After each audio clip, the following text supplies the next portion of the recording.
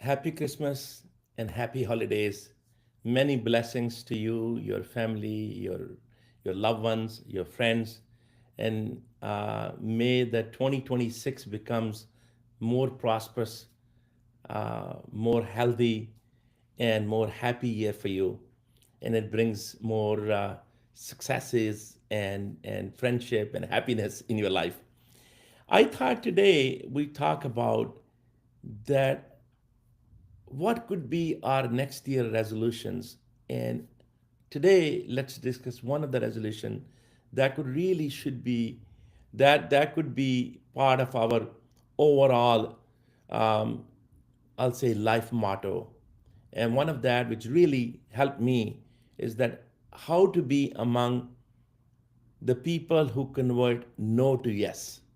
See, there are two type of people. One who always say no to everything, and they turn really opportunities to challenges.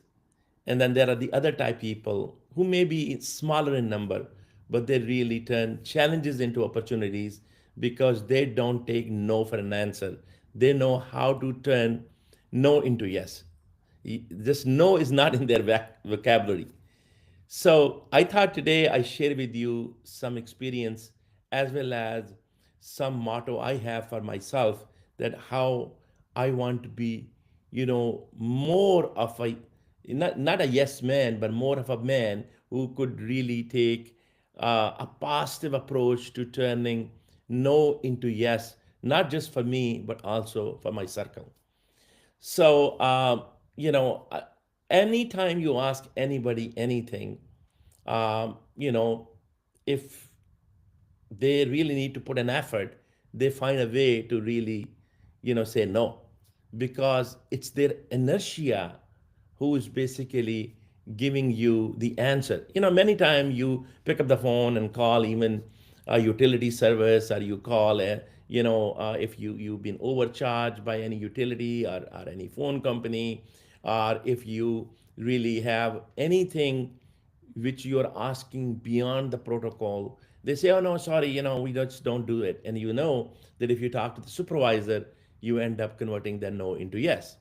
So why? Because in every single echelon, people have trained people that, hey, uh, you know, try to really give as little as possible, and satisfy the customer with just a pep talk instead of giving them more what they need.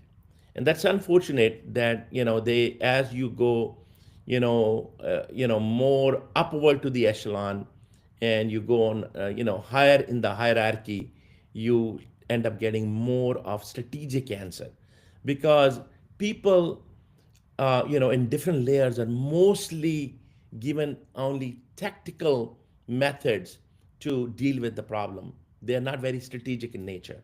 So, for example, if you are, applying for a commercial loan, and you go to, a loan officer would like to deal with it because they find that this is their domain, and they'll give you the answer they have, and most of the time that's a printed answer.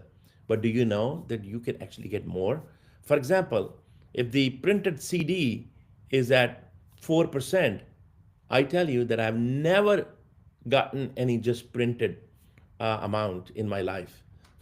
I always talk to the right people, and believe it or not, you can actually get more value than just what's printed, what's advertised.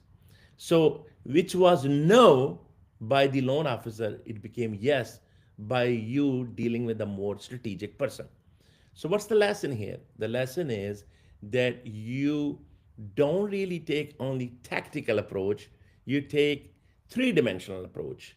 Three dimensions, the first one being tactical. Of course, you have to use tactics to get into the next level. And then the next level is really technical, and the last is strategic. For example, let's say you go to buy the car, and you go and you, most of the time you're talking to a salesperson. They are very well trained. They're trying to offer you coffee, tea, greet you well. They try to get on your soft side. They show you the car. They're very nice people, really, really hard worker, very hard worker. But unfortunately, they have very little power. and they just can only go by what's advertised. Okay. And then they just have you sit in the room, and then they go back and forth with their hierarchy, and then the first level hierarchy, and then the second level hierarchy. But they basically try to make that printed solution as the best solution and better than what you can get anywhere. But if you really, those are all tactics. There's no strategy in there. That's all tactics. They're well trained for that. And you are using your tactic. You're basically giving them your need, your information, and all that kind of, they want all of your information, upfront. And you basically, but now you using your tactics, but the next thing really is the technical side of discussion, that you basically understand that what is the true value of that vehicle which you are going to buy, and you need to understand what is their invoice price and what is their list price. And that is really the technical side of things, that that you understand the actual invoice price and the list price, advertised price. So this is really knowing the technical side of things, of knowing what really are the true prices of the invoice price, the actually cost the dealer get, because dealer has 10 to 20% margin. You believe it or not, it's not just 5 to 8%. It's sometimes it all depends on their volume, and it depends on different layers. So that's all technical side. So as long as you know the technical side, now you're having a technical discussion. But then that technical discussion may not be understood by the salesperson you're dealing with. And we're getting in nitty gritty, but the real thing is that you talk to a strategic manager who understand your value, your long-term, your relationship, and your ability to bring other customers, your outreach, and what is in it for them to deal with you differently, deal with you different than what's written on the paper. Why should they do that? What is the long-term benefit beyond just one car?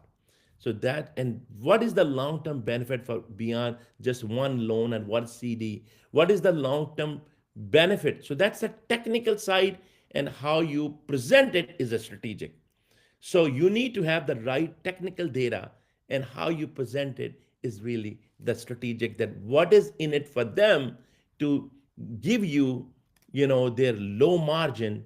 And sometimes it's the better relationship for you as well, better service for you as well. So you got to really look at this each question as a three dimension: the tactical side, that how close or far this dealership is, and I have to come there, and what can be service, what am I offered in the service, what kind of relationship I'm offered, and how easy or difficult it's going to be for me to deal with the service. So you are really looking at the tactical side, but then also the technical side, what is the long-term cost of ownership, and then the strategic side, that what kind of relationship you are building, what is in it for them in the long term, and what is in it for you in the long term.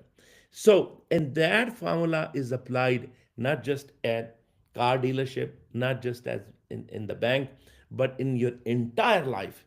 That if you really, you know, use this approach and try to approach everybody, whether that is your spouse, your children, your friends, your parents, your social network, if you look at what is in it for them, how are they thinking, what is better for them in any kind of situation, if you analyze their mindset, and it's also called stakeholder analysis, that what is their interdependence and what is their interest satisfaction with you, what is your interest satisfaction, how is your interest satisfied with them, how is their interest satisfied with you, and how they are interdependent on you, and how you are interdependent on them. And now that's the reason you have to figure out this stakeholder analysis. If you are dealing with 10 different friends or 5 different people in the team, you need to see who is your ally, who's your supporter, who's your blocker, and who you can convert from a meddler who is somewhere in between and to an ally. So you got to identify who's your meddler, who's your ally, who's your supporter, who's your blocker. And that depends on your ability of analyzing the stakeholder analysis based on interest and interdependence. Look at their interest and your interest. Are they aligned? If they are aligned, then they are your supporter. You don't need to worry about them because your win and their win is same. And sometimes it's not understood. And that is where tactical, technical, and strategic side comes in for you need to explain them. So they go from, not understanding their interest properly, their interest satisfaction properly. If they understand, then they may become from meddler who don't care to people who care because they realize that how it is in better for them in the long term too. So the idea is that you convert no to yes. Don't take just the answer is given to you that may be a no answer as the standard answer. Your answer should also be measured and pre-calculated. In any discussion, negotiation, meeting you're going into, you should have your own benchmark outcome. What should be the outcome? What problem are we trying to solve? And you have that calculated for you, and it's your benchmark outcome. And then if you get better than your benchmark, great, all power to you, provided you don't you enhance relations.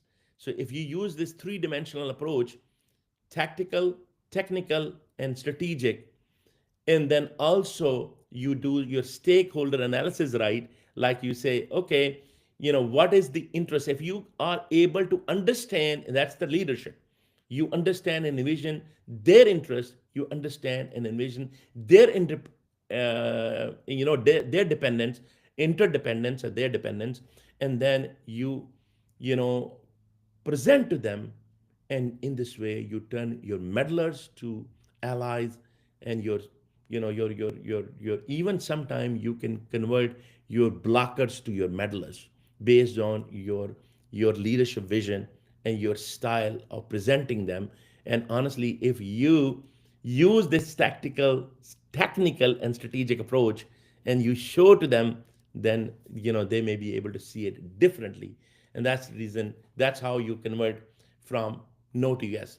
So not only this give you more benefit, but this also put positivity and open mindsets of your team members as well, and they will understand how to build their internal benchmarks and prepare themselves better before they go in into a meeting. That's part of the preparation of your meeting, any meeting you're having, whether that is a meeting with your family members, with your friends, or with your with your teammates. And you could also do this preparation, that how you are going to make it funny, how you are going to make it more personable. These are all tactics. And at the same time, you can also make it, what are the technical side of things and what data do you need to collect.